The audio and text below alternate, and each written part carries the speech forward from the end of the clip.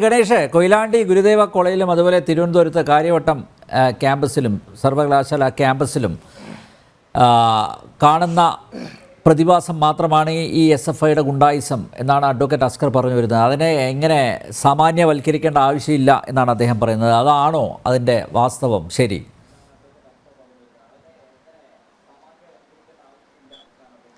അല്ല, ഈ എല്ലാ അധ്യയന വർഷങ്ങളിലും നമ്മൾ കേൾക്കാറുണ്ട് എൻ്റെ കാലത്ത് SFI ഇങ്ങനെയല്ല, എൻ്റെ കാലത്ത് SFI ഇങ്ങനെയല്ല എന്ന് എല്ലാ അധ്യയന വർഷത്തിലും കേൾക്കാറുണ്ട്. കാരണം അതിൻ്റെ സാഹചര്യങ്ങൾ SFI എല്ലാ കാലഘട്ടത്തിലും ഒരുക്കാറുണ്ട് എന്നതാണ്. ഇപ്പോൾ ഈ പ്രാവശ്യം ഗുരുദേവ കോളേജിലാണ് നമ്മൾ കേട്ടതെങ്കിൽ കഴിഞ്ഞ വർഷം നമ്മൾ പൂക്കോട് വെറ്റിനറി കോളേജിൽ കേട്ടു. അതിന് മുന്നേ എന്തിനാണ് നമ്മുടെ സരസ്വതി ടീച്ചർ SFI കുറിച്ച് പറയേണ്ട ആവശ്യമില്ല. കേരളത്തിൽ SFI കുറിച്ച് പറയുന്ന സമയത്ത് കേരളീയ പൊതുസമൂഹത്തിന് മുന്നിലേക്ക് സരസ്വതി ടീച്ചറെ എല്ലാവർക്കും ഓർമ്മ വരും. അത് യാതൊരുവിധ ഇതുമില്ല. കാരണം സരസ്വതി ടീച്ചർ ഒരു പ്രതീകം തന്നെയാണ്, SFI അക്രമത്തിന്റെ ഒരു പ്രതീകം തന്നെയാണ്. കാരണം നമ്മളൊക്കെ ഏറ്റവും കൂടുതൽ കേട്ടത് താലിബാനാണ് ഏറ്റവും വലിയ ഭീകരവാദ സംഘടന എന്നാണ്.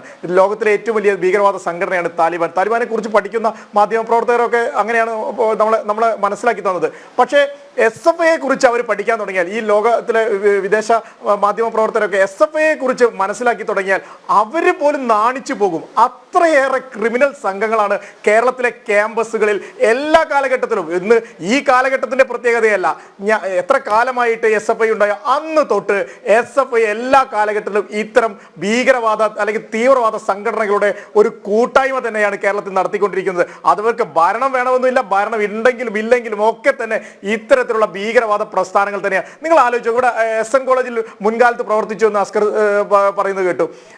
അതേ SN കോളേജിൽ തന്നെയാണ് അസ്കർ ABVP-കാരന്റെ പുറത്ത് കോമ്പസ് കൊണ്ട് SFI എന്ന് എഴുതുന്നത്. നിങ്ങളത് ആലോചിച്ച് നോക്കും, കോമ്പസ് കൊണ്ട് SFI എന്ന് എഴുതുന്ന ഒരു സാഹചര്യം കേരളത്തിൽ എവിടെയെങ്കിലും, ലോകത്ത് എവിടെയെങ്കിലും നമ്മൾ കേട്ടിട്ടുണ്ടോ? താലിബാനെ കുറിച്ചൊക്കെ ഞാൻ എന്താ പറയുക, താലിബാൻ പോലും തോറ്റ് നാണിച്ചു നിന്ന് പോകും SFIയുടെ അടുത്ത്. കാരണം അതാണ് അവരുടെ പ്രത്യേകത. അവർക്ക് ഭരണമെന്നോ അവർക്ക് അങ്ങനെ ഒരു കാര്യവുമില്ല.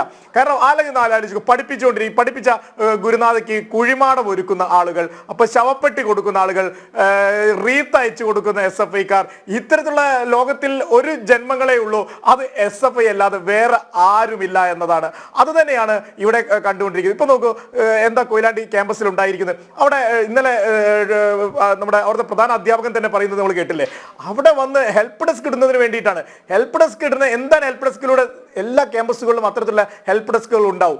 പക്ഷേ അവർക്ക് എന്തെങ്കിലും പറഞ്ഞു കൊടുക്കാൻ അറിയണ്ടേ? ഇപ്പോൾ മാറിയ സാഹചര്യത്തിൽ പുതിയ കാലഘട്ടത്തിലെ പുതിയ ഡിഗ്രി വിദ്യാഭ്യാസത്തെ കുറിച്ച് അവരോട് ചോദിക്കുന്ന സമയത്ത് അവർക്ക് ഇതിനെക്കുറിച്ചൊരു ധാരണയില്ല.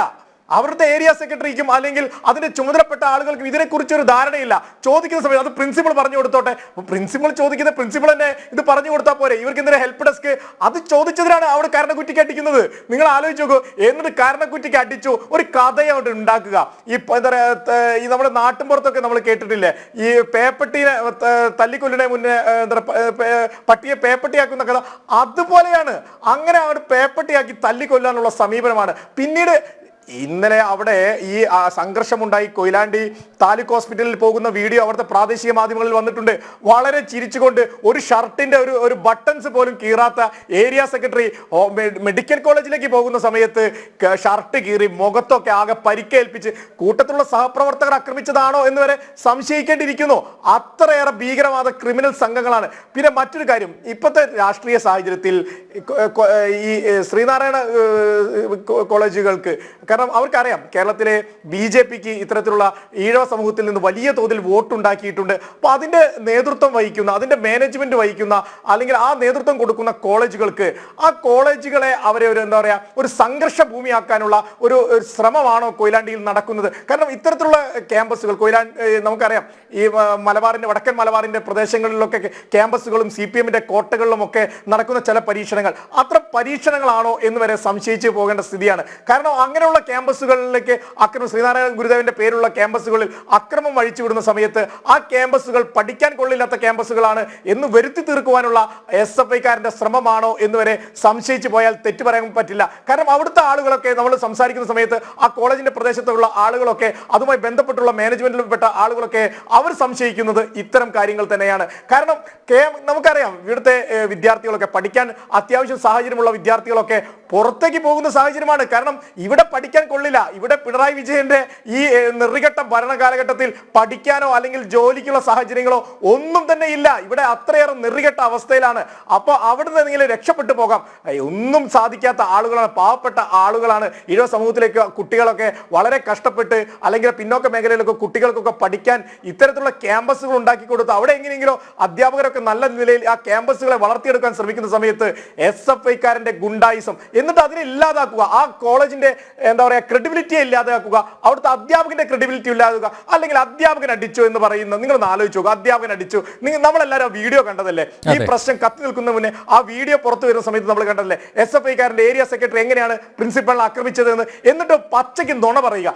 ഇതല്ല ഞാൻ പറഞ്ഞേ, ഇത് ഇന്നത്തെ കാലഘട്ടത്തിലെ എല്ലാ കാലഘട്ടത്തിലും SFI കേരളത്തിലെ ക്യാമ്പസുകളിൽ നടത്തിയിരിക്കുന്നത് ഇത്തരത്തിലുള്ള ഭീകരവാദ പ്രവർത്തനങ്ങൾ തന്നെയാണ് അവർ നടത്തിയിരിക്കുന്നത്. ഒരു ലക്ഷണമൊത്ത ഭീകരവാദ സംഘടനയാണ് കേരളത്തിലെ SFI എന്നത്. കാരണം അത്തരത്തിലുള്ള പ്രവർത്തനങ്ങളാണ് അവർ കേരളത്തിലെ ക്യാമ്പസുകളിൽ എല്ലാ കാലഘട്ടത്തിലും നടത്തിയിട്ടുള്ളത്. നിങ്ങൾ ആലോചിച്ച് നോക്കൂ. നമുക്കറിയാം വിവിധ രാഷ്ട്രീയ സംഘടനകൾ, വിവിധ രാഷ്ട്രീയ പ്രസ്ഥാനങ്ങൾ കേരളത്തിലെ ക്യാമ്പസുകളിൽ പ്രവർത്തിക്കുന്നുണ്ട്. MSFും ABVP അവർ തമ്മിൽ എവിടെയെങ്കിലും സംഘർഷം നടക്കും നിങ്ങൾ എവിടെയും കേട്ടിട്ടുണ്ടോ? SFI അല്ലെ ABVP MSFും തമ്മിൽ, അല്ലെങ്കിൽ ABVPയും KSUവും തമ്മിൽ, അല്ലെങ്കിൽ മറ്റുള്ള CPIയുടെ സംഘടനകൾ പ്രവർത്തിക്കുന്നില്ലേ? അവിടെ എവിടെയും സംഘർഷം നടക്കുന്നുണ്ടോ? നിങ്ങൾ ആലോചിക്കുക. അവരുടെ സഹോദര ഒരു പ്രസ്ഥാനം തന്നെയാണ് CPI. ആ ASFന്റെ പെൺകുട്ടിയോട് എങ്ങനെയാണ് പൊലച്ചിയുടെ മകളെ എന്ന് വിളിച്ചത് SFIയുടെ സംസ്ഥാന സെക്രട്ടറിയാ. ഈ കേരളത്തിലെ നമ്മൾ കണ്ടതല്ലേ? വേറെ എവിടെയൊന്നുമല്ല. ABVPക്കാരനെയോ KSCക്കാരനെയോ MSFകാരനെയോ മാത്രമല്ല, അവരുടെ ആളുകളെ തന്നെ നിങ്ങൾ ആലോചിക്കും. രാഹുൽ ഗാന്ധി ഇവിടെ പ്രധാനമന്ത്രി സ്ഥാനാർത്ഥിയാക്കി തലയിൽ വെച്ച് കൊണ്ടുവരുന്നില്ലേ? ആ രാഹുൽ ഗാന്ധിന്റെ ഓഫീസിനുള്ളിൽ പോയിട്ട് വാഴ നട്ട ആളുകളല്ലേ ഇവര്? നിങ്ങൾ ആലോചിച്ച് നോക്കൂ. കേരളത്തിൽ എവിടെയെങ്കിലും കേട്ടിട്ടുണ്ടാവോ? രാഹുൽ ഗാന്ധി ആയതുകൊണ്ടല്ലേ അത് എന്താ പറയാ ആ വാഴ പിടിച്ചിട്ട് ഡൽഹിക്ക് പോയിട്ട് വന്നത്? കാരണം ഇവിടുത്തെ യൂത്ത് കോൺഗ്രസ്സുകാരനോ KSCക്കാരനോ തടയാൻ സാധിക്കില്ല എന്നതുകൊണ്ടാണ് രാഹുൽ ഗാന്ധിക്ക്. കാരണം നിങ്ങൾ ആലോചിക്കുക, അവരുടെ പ്രധാനമന്ത്രി സ്ഥാനാർത്ഥിയുടെ ഓഫീസിൽ പോയിട്ട് വാഴ വെക്കുന്ന അതേ ആളുകൾ തന്നെയല്ലേ? അപ്പൊ ഇതാണ് കേരളത്തിലെ SFI എന്ന് പറയുന്നത്. ഈ ഭീകരവാദ പ്രസ്ഥാനങ്ങൾ എല്ലാ കാലഘട്ടത്തിലും, കാരണം അതിനെ ന്യായീകരിക്കാൻ വരേണ്ട ആവശ്യമില്ല എന്നാണ് അനിൽ നമ്പ്യാരിനോടും അസ്കറിനോടും എനിക്ക് പറയാനുള്ളത്.